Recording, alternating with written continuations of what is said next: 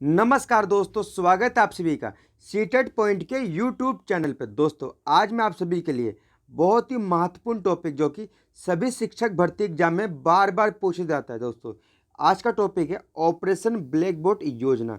दोस्तों, आप सभी इसके बारे में अवश्य जानते होंगे। अगर नहीं जानते तो दोस्तों मैं आज आपको बहुत ही डिटेल में और बहुत ही अच्छे से समझाऊंगा। तो आइए स्टार्ट करते हैं। ऑपरेशन ब्लैक बोर्ड योजना। दोस्तों, बात करते हैं ऑपरेशन ब्लैक बोर्ड योजना के बारे में। राष्ट्रीय शिक्षा नीति 1986 में प्राथमिक शिक्षा को आवश्यक मानते हुए विद्यालय में बच्चों के ह्रास एवं अवरोध की समस्या को कम करने के उद्देश्य से शैक्षिक वातावरण को पर्याप्त समुन्नत बनाने एवं शिक्षा में गुणात्मक सुधार लाने पर विशेष बल दिया गया था। दोस्तों, राष्ट्रीय शिक्षा नीति यानी एनपीए 1986 में प्राथमिक शिक्षा को आवश्यक माना गया था। यानी जो प्राइमरी एजुकेशन होता है यह देश के लिए काफ़ी इम्पोर्टेंट होता है। इसलिए प्राइमरी एजुकेशन को सुधारने के लिए कक्षा कक्ष को समुन्नत बनाने एवं शिक्षा में गुणात्मक सुधार लाने पर विशेष बल दिया गया था। विद्यालयों के अनाकर्षक वातावरण, अरुचिकर पाठ्यक्रम तथा अपर्याप्त भवनों, पाठ्य सामग्री एवं खेल सामग्री आदि में सुधार लाने की दृष्टि से राज्य सरकार एवं शिक्षा विभाग द्वारा अनेक प्रयास किए गए थे।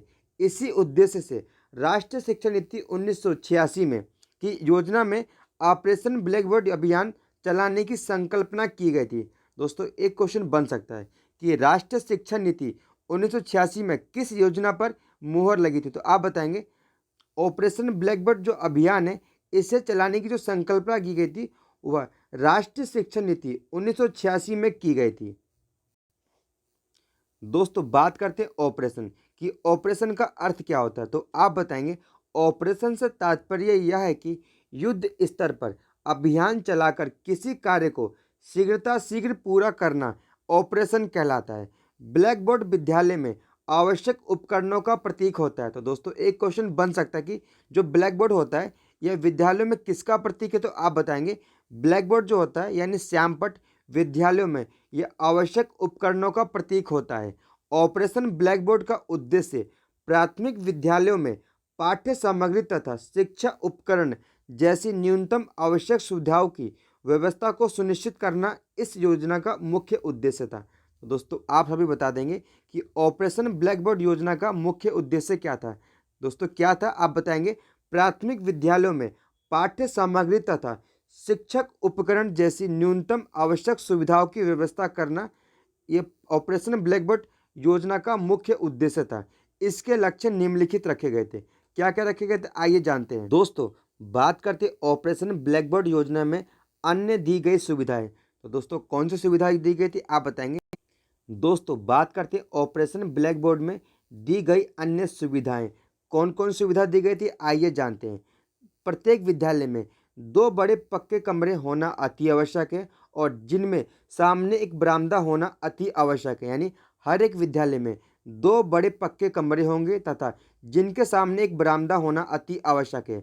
कम से कम 2 अध्यापकों की नियुक्ति होनी चाहिए। एक विद्यालय में कम से कम 2 शिक्षक होने चाहिए, जिसमें से एक शिक्षक जो होगी वह महिला शिक्षक होना अति आवश्यक है।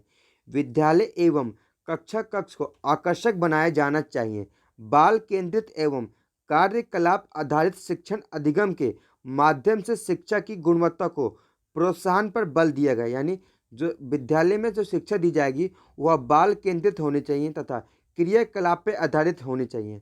विद्यालय के प्रभावी रूप से कार्य करने के लिए भवन, अध्यापकों एवं शिक्षण सामग्री के संबंध में स्पष्ट सुविधाओं का उल्लेख किया गया है। यानी दोस्तों, कोई भी विद्यालय जो होगा प्रभावी रूप से तभी कार्य कर पाएगा जब भवन, अध्यापक तथा शिक्षण सामग्री वहाँ पर आवश्यक रूप से होने चाहिए, तभी वह विद्यालय प्रभावी रूप से कार्य कर पाएगा।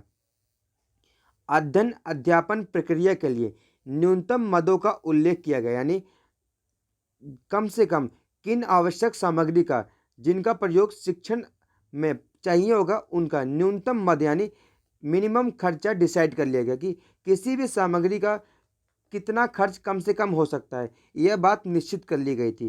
प्रत्येक मद की गुणवत्ता बनाए रखने के लिए उद्देश्य से आपूर्ति किए जाने वाले प्रत्येक मद के मानक एवं उसकी विशिष्टता निर्धारित की गई। यानी जो भी चीज़ मंगाई जाएगी उसका एक मानक होगा, वह उसका एक स्टैंडर्ड होगा।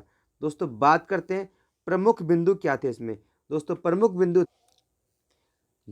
बात करते हैं प्रमुख शिक्षण बिंदु। तो दोस्तों क्या होगा, प्रत्येक विद्यालय में कम से कम 2 कमरे बरामदा सहित वाले भवन उपलब्ध कराए जाए।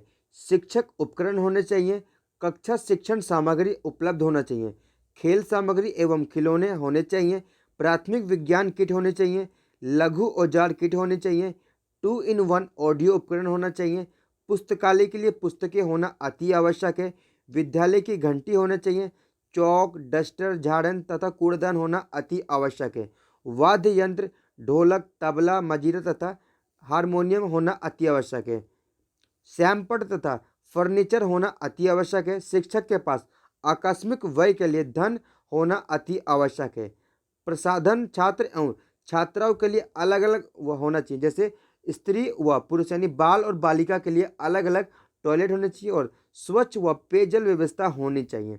तो दोस्तों ऑपरेशन ब्लैकबोर्ड योजना को सन 1987-88 में लागू किया गया था। कब लागू किया गया था? 1987-88 में लागू किया गया था। वर्ष 1992 में इस योजना क्रियान्वयन का मूल्यांकन करने के लिए निम्नलिखित संशोधन किए गए थे। यानी 1992 में ऑपरेशन ब्लैकबोर्ड योजना में संशोधन किया गया था। वर्तमान ऑपरेशन ब्लैकबोर्ड योजना को शेष सभी विद्यालय विशेषकर अनुसूचित जनजाति, अनुसूचित जाति के क्षेत्रों के विद्यालयों में जारी रखा जाए। नामांकित बच्चों के आधार पर जहां आवश्यक हो उन प्राथमिक विद्यालयों में 3 अध्यापकों एवं 3 कमरों की व्यवस्था की जाए। यानी दोस्तों पहले क्या था, 2 कमरे होने चाहिए तथा 2 अध्यापक होने चाहिए, परंतु अब 1992 में क्या किया गया आप बताएंगे। 1992 में किया गया जहां पर आवश्यक हो वहां पर 3 अध्यापक तथा 3 कमरे की व्यवस्था की जाए।